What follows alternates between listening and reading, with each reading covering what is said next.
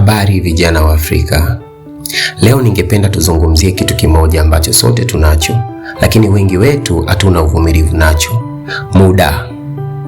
Mara nyingi tunajipata tukihangaika, tukijilinganisha na wengine na kuhisi kama tumechelewa.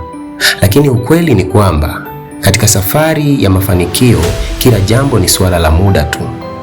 Kuna msemo usemao, huwezi kuharakisha kuchomoza kwa jua hata uwe na haraka kiasi gani.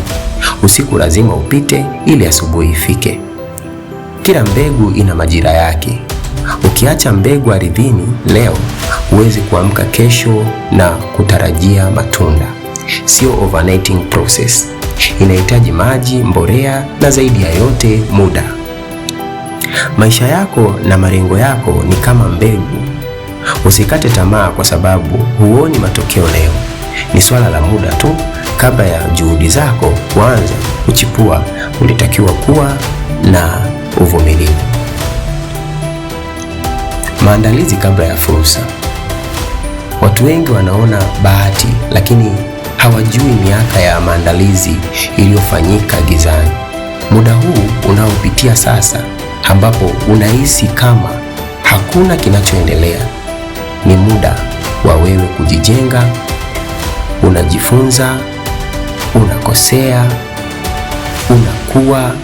Unapokuwa tayari, fursa inakukuta. Tena ni swala la muda tu. Uvumilivu ni silaha. Kuna tofauti kati ya kusubiri na kuwa na uvumilivu. Kusubiri ni kukaa tu, lakini uvumilivu ni kufanya kazi kwa bidii huku ukijua kuwa matokeo yatakuja. Usiangalie saa ya mwenzako, wakati kila mmoja ana time zone yake.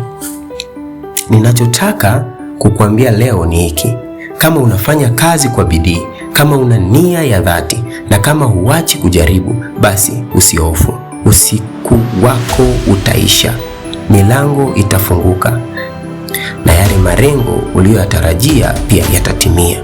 Usikate tamaa, endelea kupambana, endelea kuamini, kwa sababu mwisho wa siku mafanikio yako si jambo la kama yatatokea, bali ni swala la muda tu.